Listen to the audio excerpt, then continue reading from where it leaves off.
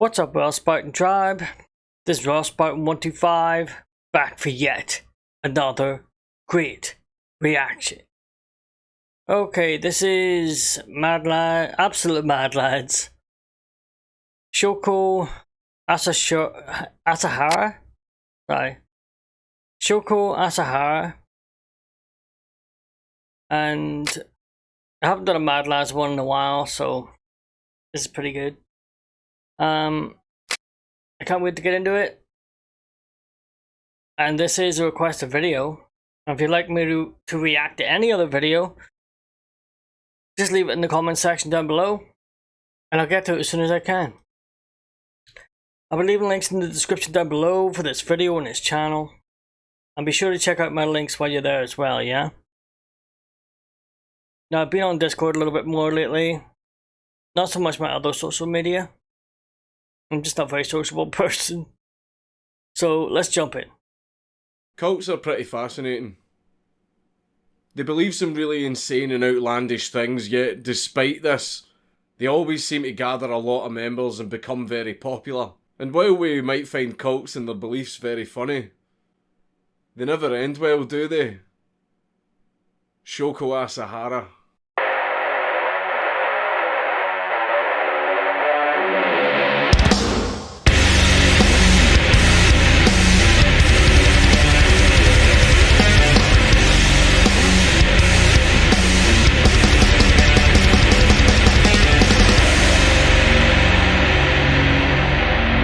Okay, here we go. Shoko Asahara was born on March 2nd, 1955, under his real name Chizuo Matsumoto, and he was born into a large family of impoverished tatami mat makers. He was born with infantile glaucoma, which caused him to lose all of the sight in his left eye and most of the sight in his right eye. Because of this, he was enrolled in a school for the blind, but apparently, while he was at this school, he was a bully who would beat other students and take their money. What? At least according to eyewitness reports. After he graduated school, he ended up working in acupuncture and traditional medicine, which was a really common career for blind people in Japan. He ended up marrying and he fathered 12 children. Whoa. In 1981, he was convicted of practicing pharmacy without 12? a license because he was caught selling unregulated drugs, and it was roughly around this time that he started taking a massive interest in the various religions and spiritual teachings from all around the world, and he engrossed himself in learning everything that he could about them. In 1984, from his one-bedroom apartment in Tokyo's Shibuya ward, Shoko Asahara decided to start a new religious order that he named Om Shinrikyo, which roughly translates into Religion of Truth or Universal Supreme Truth. And it was around about this time that he changed his name from Chizuo Matsumoto to Shoko Asahara. Shoko applied for government registration to get Om Shinrikyo recognised as a legal religion. The authorities were very reluctant at first, but after an appeal, Om Shinrikyo was granted government recognition as a legal religious corporation. Om Shinrikyo borrowed teachings from pretty much every single religious and spiritual order that existed. Everything from Christianity to Buddhism, from Nostradamus to yoga, and for some reason they even borrowed some teachings and prophecies from Isaac Asimov's science fiction novels. Shoko claimed that he had the power to cure illnesses and diseases, and that he also had the power to absorb the sins from a person and transfer onto them magical and spiritual powers, and his ultimate goal was to absorb the sins of the entire world so that they would be prepared for what was to come. But what did he mean when he say what was to come? Well, it just wouldn't be a cult without a Doomsday prophecy now, would it? Shoko told his followers that the world was going to come to an end in a nuclear war that would be started by America, and the entire thing would be instigated by certain groups of people that Shoko very often blamed for all of the world's problems and conspiracies. The people that Shoko Asahara would always blame for the world's problems and conspiracies ranged from rival Japanese religions, to the British royal family, to the Dutch, for some reason, to the Freemasons, and it just wouldn't be a conspiracy without them: the Jews. Shoko said that only those who joined Om Shinrikyo and were enlightened would survive the end of the world, and afterwards they would together rebuild a better civilization based on the foundations of Shoko Asahara's teachings. But what made Shoko Asahara the man for the job? What made him so special? Well, it was because he declared himself the Christ. In his book, declaring myself the Christ. But obviously, a cult needs members. So Aum Shinrikyo's PR team got to work in creating media that they could send around to all the outlets and spread the word. Most of these at first were just videos on Aum Shinrikyo's teachings and meditation, some of these even featuring Shoko Asahara himself.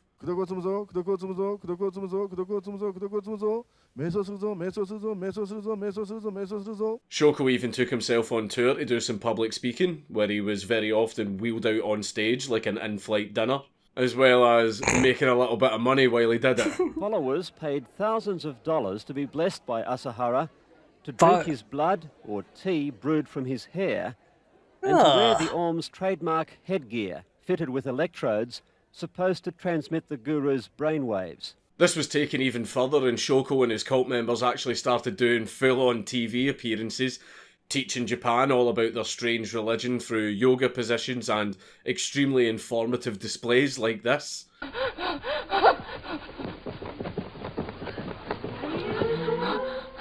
And for some reason they also televised really, really creepy dances.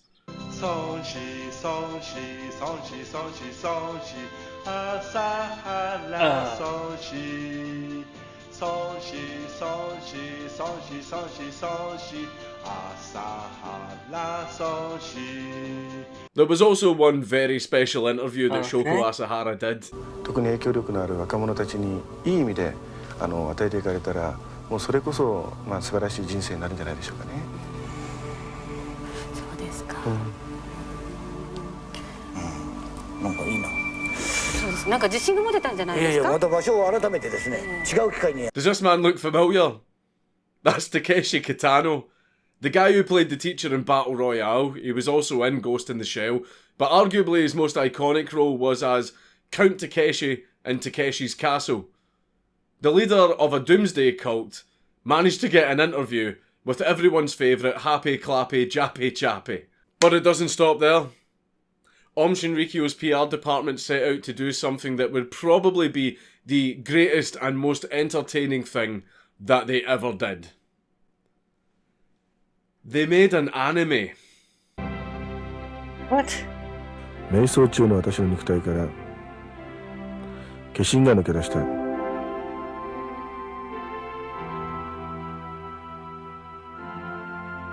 そして形状界と呼ばれる異次元で活動を始めた。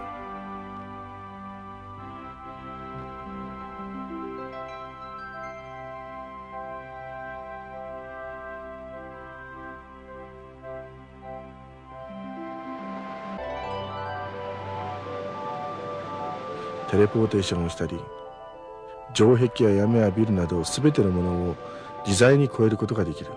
What the hell?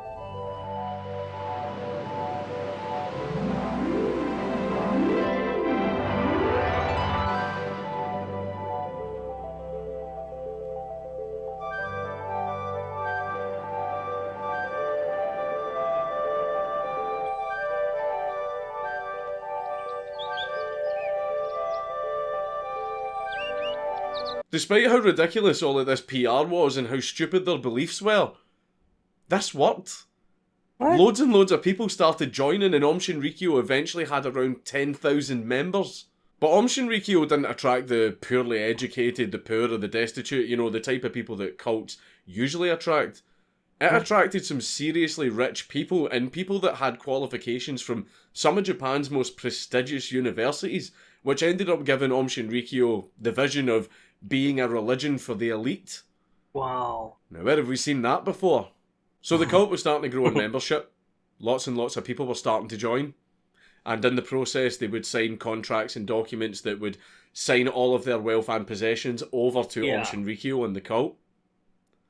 But things only got weirder from there. They started doing public displays to sort of show off the magical powers that they had gained through becoming enlightened by the cult. Some of these included depriving themselves of food and water for a long period of time and then submerging themselves in very hot baths. Another one was several cult members were actually buried underground with no food and water for 6 days. Shoko and his followers even went as far as to try and get elected to the Japanese parliament. So on their election campaign, they travelled around Tokyo singing and dancing and spreading their teachings. They lost the election. In order to try and spread his religion, Shoko Asahara travelled to Russia with the intent of opening an Om Shinrikyo branch there, and this resulted in 30,000 new members joining Om Shinrikyo from Russia. Through the connections that he made with his new Russian members, and also a few bribes, Shoko was able to make connections high up in the Russian government, and these high up Russian government connections is something that Shoko would keep aside. I'm sorry, did he say 30,000 extra from Russia? What the Well, these are the people who sort of like turned to communism, so yeah. You think about it, I mean, people will believe anything. You know what I mean? People are so desperate for hope and... Oh, sorry.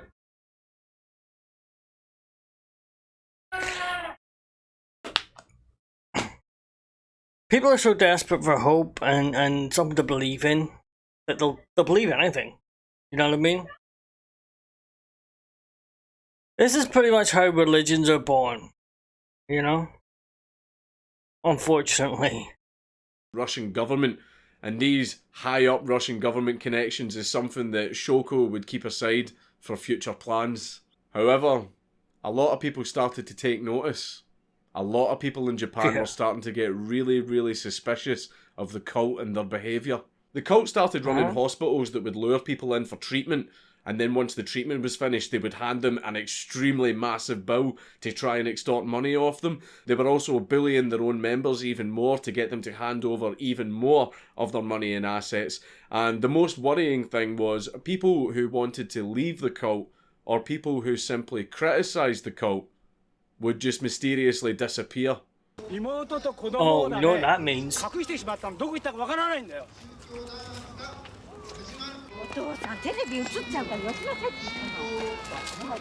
So public suspicion of the cult was at an all-time high. And in 1992, when Om Shinrikyo rented a building in downtown Tokyo, people got even more suspicious, because the building's windows were completely blacked out. No one was allowed in or even near the building, and anytime residents approached the cult members that were guarding the building to ask what they were doing, they refused to give any information. The local residents started to watch the building, and they started to document and take photographs of any suspicious goings-on that they seen, and one of the main things that they noticed was there was a lot of strange looking equipment being loaded into the building. Then one night, everyone in the neighbourhood was woken up by an extremely noxious smell that was wafting through the neighbourhood, and so everyone got up out of their beds and charged towards the Om Shinrikyo building, which is where it was coming from, and they started screaming and shouting at everyone they seen. They even actually managed to surround Shoko Asahara when he was trying to leave in his armoured Mercedes. But despite this, it took inspectors 2 weeks to actually come out and inspect the building, and by that point the building had already been emptied. It's almost like Om Shinrikyo were given time to clear out. Yeah. It's almost like Om Shinrikyo knew the inspectors were coming. Whatever project was going on in this building, it was then moved to a more rural and secretive building, where work on it continued. And shortly after this, a really strange event happened in the city of Matsumoto. Residents of an apartment block in the surrounding neighbourhood were woken up by an extremely noxious smell. And then people started actually falling unconscious, so panic spread throughout the whole apartment block and the neighbourhood. As a result of this strange gas, 7 people died and hundreds of people were hospitalised. But funnily enough, the apartment block in the neighbourhood just so happened to contain the homes of 3 judges who were overseeing a land dispute case that Om Shinrikyo were involved in and were losing. But even despite that, the police and Japanese intelligence didn't suspect the cult. They actually thought it was... Let me get this straight. They're so connected that even an attempt on 3 judges' lives, or well, we assume it was an attempt, but come on. It could have been just a coincidence, maybe, but I seriously doubt it. Oh. This is crazy. ...involved in and were losing. But even despite that, the police and Japanese intelligence didn't suspect the cult. They actually thought it was North Korea. Shoko then received information that the police were coming for him and they were going to open an investigation. So Shoko decided to do something that he already had planned for another purpose, but he was going to do it earlier than anticipated to divert the police's attention away from him. 20th of March 1995. 5 members of Aum Shinrikyo board 5 separate metro trains, all of which are passing through Kasumigaseki district and Nagatacho district, which is the headquarters of the Japanese parliament. All of these men are carrying umbrellas with pointed tips and parcels wrapped with newspaper. And in each of these parcels was 2 sealed bags of chemicals which, when combined, create sarin gas. While on the trains, the men sat their packages on the floor and stood up to get off the train. Right before they left the trains, they would stab the packages several times with the pointed tips of the umbrellas, and then they would leave the train.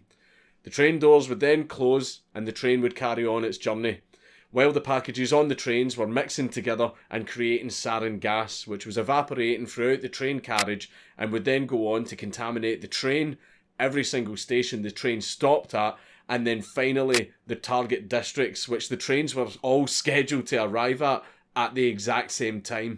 People on the targeted carriages started coughing, choking, going blind and falling unconscious, and when the trains arrived at their next station, everyone would jump out of the targeted carriages in a panic, and the train station staff started removing the unconscious people from the carriages. But the Japanese train staff, you know, being so damn efficient with their metro system, simply told commuters not to aboard the affected carriages that had the packages in them, but to board all of the other carriages attached to the same train. No. And then they just sent the train on its way, where the sarin packages in the affected carriages could contaminate every other station along the way, as well as spread to all of the other carriages that were attached to it on the train, which it did.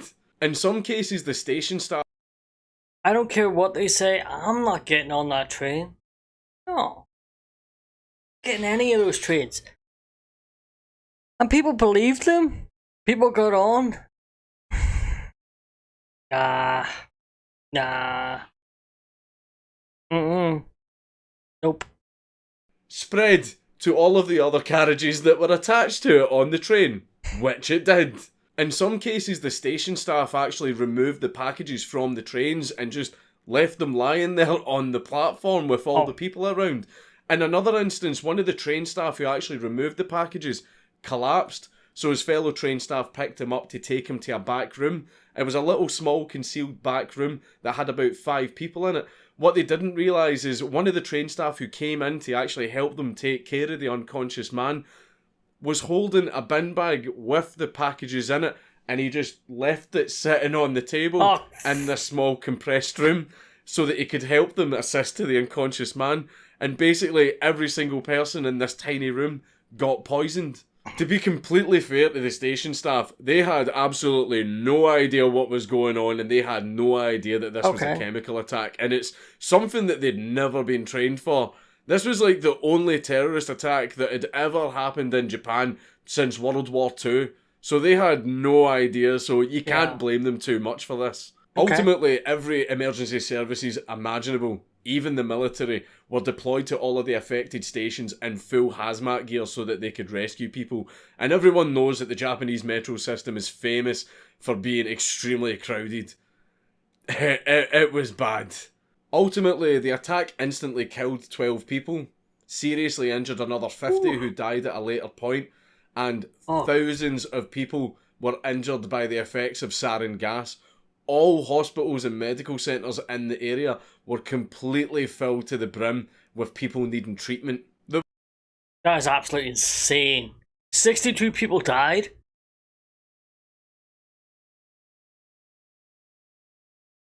There's some... I mean, I heard about this. I did, like, years and years ago, but I was younger then. I didn't really understand. But that's insane. And it was a cult that did it? I thought it was like a terrorist organization. I suppose they are a terrorist organization now. But, whoa. Injured by the effects of sarin gas. All hospitals and medical centres in the area were completely filled to the brim with people needing treatment. There were even some people who were left severely brain damaged by the effects of the sarin gas and they're now permanently disabled. There is footage of interviews with these people, but I'm not going to show it because it's actually quite upsetting. Now, you might think the 5 guys who carried out this attack must be pretty stupid, dim, and easily led people. But that wasn't the case. 2 of them had degrees in applied physics. Another had an honorary degree in applied physics. The other had a degree in artificial intelligence. And the 5th one was a senior cardiologist. Ironic given the circumstances. Okay, I just want to say this, and there's a lot of confusion about this, I think, with a lot of people. Just because you're academically smart does not make you smart. People can be academically smart, they've been trained to do something, but they're stupid. In real life, you know, in the real world, when they're out in the real world dealing with real people, they're idiots. That's, you know what I mean? Just because you're academically smart, just because you've been trained to do something, doesn't make you smart. Even if you're a physicist, you know, when it comes to physics, yes, you're a genius. But when it comes to the real world, no, you're not. You're not. It's stupid. Unless you've experienced the real world and been out there and done it. Have I done that? No. I'm not a smart person. Not really. Degree in applied physics. The other had a degree in artificial intelligence. And the 5th one was a senior cardiologist. Ironic given the circumstances. So in the aftermath, what did the 5 attackers do? Well, when each of them got off their trains and got outside the stations that they got off at, they were being waited on by other Shinrikyo members in getaway vehicles so that they could escape. All 5 of them were carrying sarin antidote needles, and some of them had to actually inject themselves with the antidote because they'd accidentally poisoned themselves. All 5 members then met up at Shinrikyo headquarters to give themselves a nice little pat on the back for a job well done. But little did these scumfucks know that that was going to be very short-lived, because the police and the army, enraged by what happened, went in on the cult. They went in with no lube, and they went in hard. A force of 2,500 combined police and military personnel instantly raided 25 Shinrikyo-owned buildings, as well as all of the homes of all of the members. 400 cult members were arrested and 50 children were taken into care. Some of the children were even wearing the stupid cult headgear as they were being taken away by the police. In the end, there was a grand total of over 500 raids. The public were even out for blood. While the police were actually escorting one of the cult members that they'd arrested, a member of the public, obviously enraged by the sarin attacks and obviously inspired by your boy Yamaguchi, just killed the cult member in front of the cops and in front of the entire crowd. Yes, there is footage of this. No, I'm not showing it. The cult did try to retaliate for all of the raids, and over the next few months they tried to carry out 4 more metro attacks, but luckily all of these failed. But seeing 2 of the attacks, instead of using sarin gas, they tried to use Zyklon B. The police chief who was in charge of the operation against the cult was actually ambushed outside of his home by cult assassins, and they shot him 4 times, and somehow he managed to survive. The cult also sent a letter bomb to the Tokyo governor, but unfortunately it was his secretary who opened it and it exploded in her face. She survived, but I don't think she takes many selfies anymore. And after months of being on the run, the cops finally managed to catch the big fish, Shoko Asahara, and then they started building their case against him. And they had tons of documents and evidence. Every single cult location that they raided contained tons and tons of documents detailing every single bit of information about the cult. And when they started going through it all, they realised just how deep this rabbit hole went. Firstly, they managed to discover that Shoko Asahara had actually gained assets worth around $1 billion.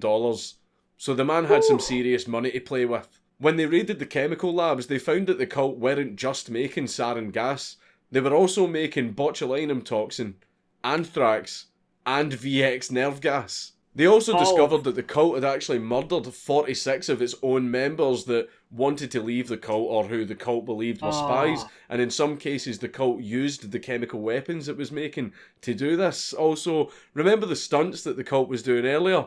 With being submerged in water and being under the ground for 6 days. Well, it turns out that before going on TV to do these stunts, the cult had to make sure that they could actually be done. So they did a bunch of private test runs with a bunch of cult members. And during the test runs, a bunch of these cult members died.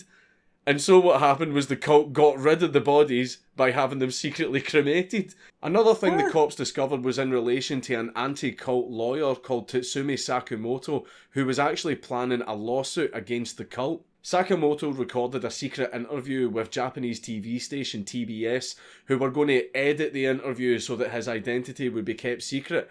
But someone who worked at this TV station, most likely a member of Aum Shinrikyo who was employed there, managed to get the raw, unedited footage and handed it over to the cult, basically revealing Sakamoto's identity. The next month, Sakamoto, along with his wife and child, disappeared.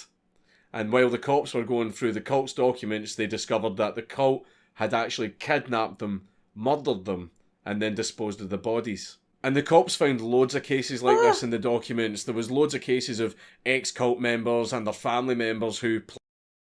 Let me get this straight. They're running around killing people and kidnapping people and killing them and accidentally killing their own people and just getting rid of the bodies. What the f... How could nobody know about this?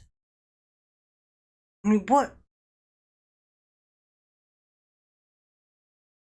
Guys, God. What?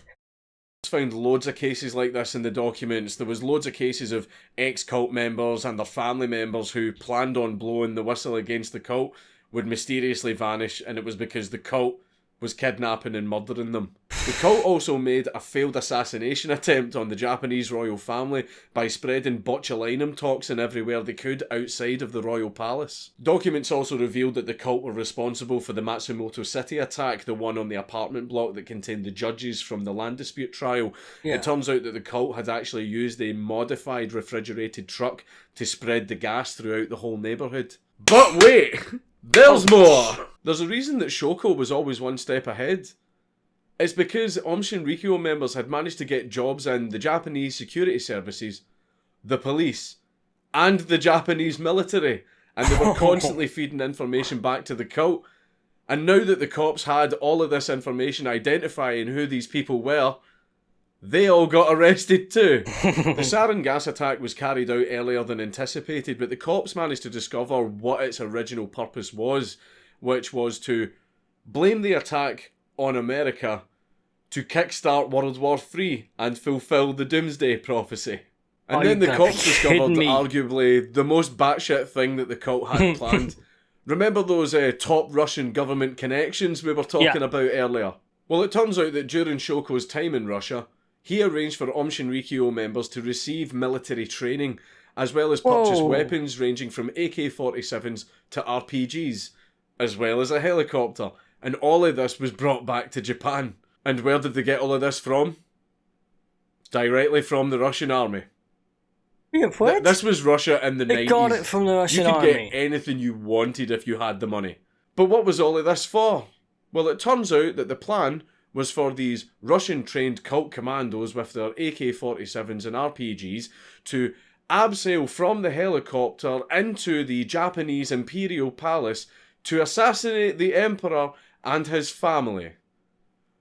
So you could say the cops had quite a lot to go on, and so began Shoko Asahara's trial, which ended up lasting for 8 years. Hundreds of cult members were convicted for a vast array of crimes. Of the 5 guys who carried out the metro attack, 4 of them were sentenced to death, but a 5th one wasn't, because he cut a deal and snitched on everybody else, so he got life in prison instead.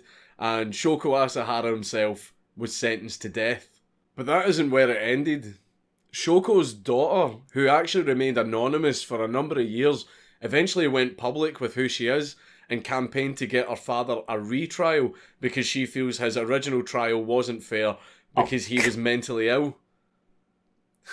Putting it nicely. However, despite our efforts, in July of this year, Shoko Asahara was executed by hanging. Oh dear. And there's still executions going on. 13 Aum Shinrikyo members were executed by Japan this year alone. There was some last year, and there's probably going to be even more next year, and this is all still in connection to the 1995 attack. But here's the funny thing, see, despite it being so long ago, Aum Shinrikyo still exists, but in two forms. What? One form is the original organisation itself, but it's changed its name to Aleph, and they're extremely apologetic about the attacks, and they denounce the attacks, and they've denounced Shoko Asahara himself. They make sure that they stick to the straight and narrow, and they only focus on the positive, nice teachings from the cult, but they are a complete shadow of what they once were. However, in 2017, they did get raided 5 times for extorting money from their members, just like they did back in the day. The other form are the followers that still have absolute fanatical devotion to Shoko Asahara, even after everything that he did, and even after all these years. These are the ones that have managed to hide from the police, and they keep their beliefs very secret. But they're all still out there, and it's very easy to weed them out. All you need to do is talk shit about Shoko in public. オウム真理教を擁護してるとか事件を肯定してるっていう風に話がすり替わってしまってすいませんすいませんうるさい現に朝原を延命させる政治工作は散々やってるよね The funny thing is, a few days after I actually wrote this video, there was a van attack in Tokyo, and at first I thought it was terrorism related because, let's face it, it usually is. Until I seen that the guy was a Japanese national. And he said that the reason he did it was in revenge for all of the executions. So even though I said that some of the cult are still out there, hiding, maybe they aren't going to hide anymore. I bet none of you were expecting any of this from the little weirdo that you were all giggling at the start of the video. But it's good to know that he finally met his doomsday. After a quick drop and a sudden stop. Burn in hell, fat anime Jesus. Okay. That is the end of the video. Oh, wow. Holy crap. That was a real one. That's possibly the best one I've done yet. Certainly the most shocking. Oh. Alright guys, that was a good one. It's good to get back to it. And I feel sorry for all the victims, all their families. Yeah, if there is a hell, either those people are there, and the ones that are still alive, they're gonna end up there. So I'm not a religious person, so I don't know. Until next time, I am out of here.